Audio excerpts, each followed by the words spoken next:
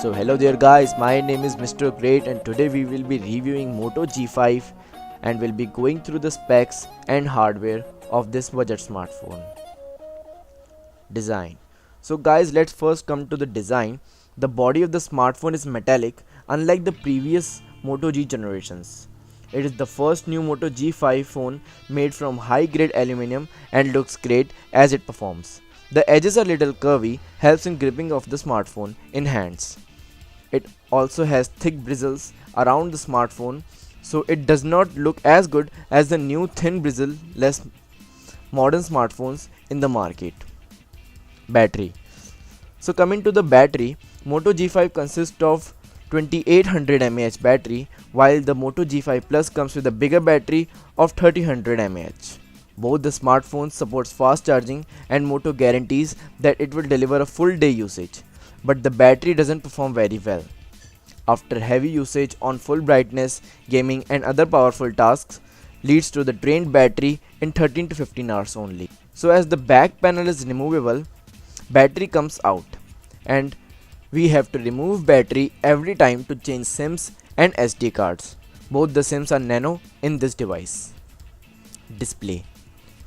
Moto G5 consists of a 5-inch IPS LCD Full HD display with 441 pixel per inch, while the Moto G5 Plus consists of a slightly bigger display of 5.2 inch which is IPS LCD and Full HD display with the same 441 ppi, which delivers brighter color reproduction, so the display is bright and give great viewing angles, but don't expect much from a budget rate smartphone. So the display helps in efficient one-handed usage and perfect for small-handed peeps as display is only 5-inch. Now let's come to the camera. So the Moto G5 is 13 megapixel camera and G5 Plus has 12 megapixel of rear camera. Both the smartphones have 5 megapixel of front camera. Yes, G5 Plus has lesser megapixel than G5, but don't worry, G5 Plus has far better great image quality than G5. I think new sensors are responsible. So after the difference of 1 megapixel in the camera of Moto G5 and Moto G5 Plus, G5 Plus camera gives greater performance in daylight, outdoor condition, but it provides poor quality under the low lit places and low lit conditions.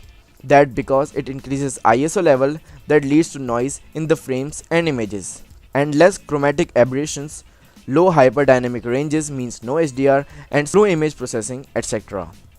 So the conclusion is that 13 megapixel camera of Moto G5 doesn't stand better than the 12 megapixel of Moto G5 Plus camera.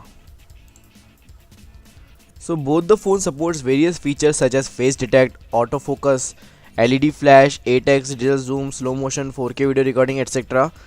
And now coming to the 4K video recording, the camera supports 4K video recording, but the optical stabilization is not there, so the videos are too shaky. So I recommend to shoot in 1080 pixel Full HD only. Now coming to the performance. So the performance of Moto G5 is really great with the Snapdragon 430 SoC octa-core processor, which is clocked at 1.4 GHz. This processor with 3 GB of RAM, it gives faster performance with the optimization of stock Android 7.0 Nougat. Moto G5 has Adreno 505 GPU supporting the 450 MHz of the frequency. The phone comes with a 16 GB of internal storage and 128 GB of expandable storage. After all of this also, the phone weighs only 145 grams. So coming to the software, the Moto G5 runs on the Android 7.0 Nougat, which is stock Android. So no Cyanogen and no any other custom ROM collaborations. It really gives a smooth performance, great transitions of stock Android, and it has additional features just like gestures for 2 chop leads to flashlight, 2 twist leads to phones to open camera, and this ambient clock from previous Moto G generations looks gorgeous. So there is no back button and menu button in the hardware button. There is only just one home button with fingerprint sensor. Talking about the fingerprint sensor is really great.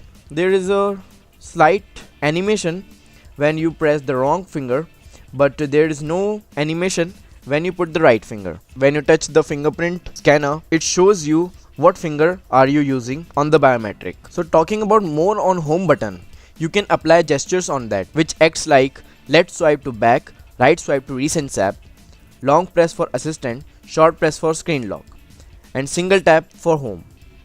If some users don't like it, there is also on-screen buttons with all home, back and recent separately pressable, but that decreases the screen size.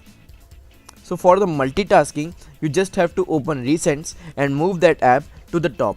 It opens multi-window, which is really great and I really like this feature. So the phone has one speaker and only one speaker at the front, and it is not that impressible. At least they should give two stereo speakers, but it feels really unusual to hear when sound is coming only from one side of the speaker, and the speakers are not that loud. So guys, there is a micro USB for charging. It's good as most people still use it, but USB Type-C is the future, and people expect USB Type-C from the brand like Moto. There is no NFC in the phone. Some users claim heating issues, and SIM slots are nano SIM. Phone supports dual SIM with the nano SIM slots. So guys, phone is water repellent, and I am not saying waterproof cause the back panel is removable. So guys, buying link is in the description. It is available for 11,999 only. Check it out and don't forget to like, don't forget to hit subscribe. This is Mr. Great signing off.